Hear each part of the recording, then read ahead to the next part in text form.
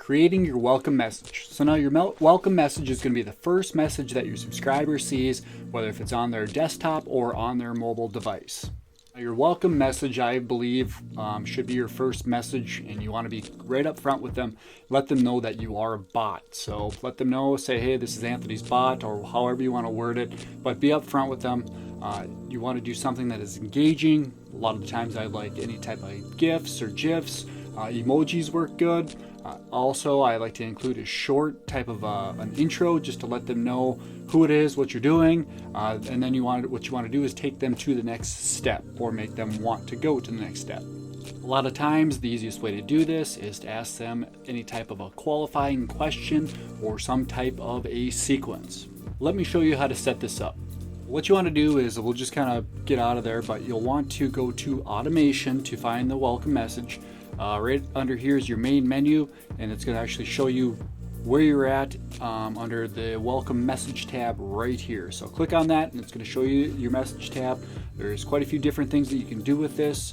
There's all kinds of different variations and options that you can do, and we'll walk through that now. The different options that we have here, we have the text tab, we have the image, we have the card, gallery, list, audio, video, any type of attachment, delay, user input, and dynamic. So these are kind of all the different options that we have under our flows and the way we can edit our flows, and we'll be using most of these throughout this process. If you want to just start with something easy, we can click on image, and with this image we can upload any type of image that we want, something that we have saved on our computer, or it's something you can grab from somewhere else to save on there.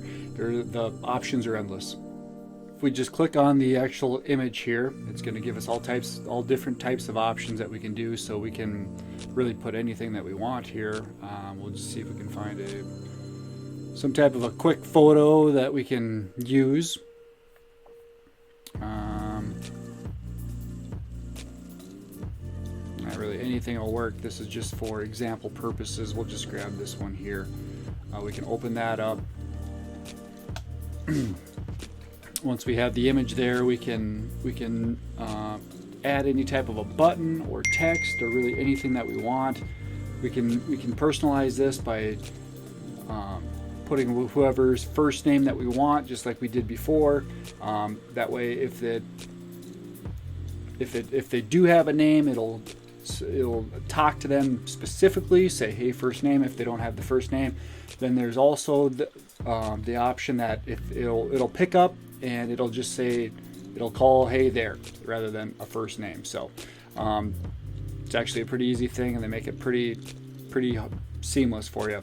So right under here again, so we could just do hey, and then we can put in the first name, and if they don't have that, the fallback, you can just put hey there. So pretty easy to do. You can save that.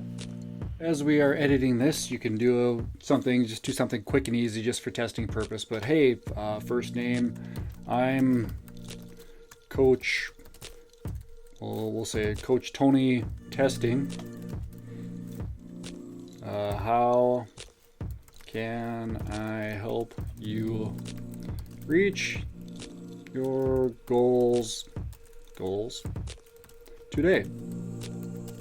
So something quick and easy. Like I said, all this stuff we're going to be going back and changing. We're just doing this for testing purposes for this video. But you get the idea. After we're done with this, what we want to do is just go up here right to the right hand corner and hit publish. And then after you publish it, make sure that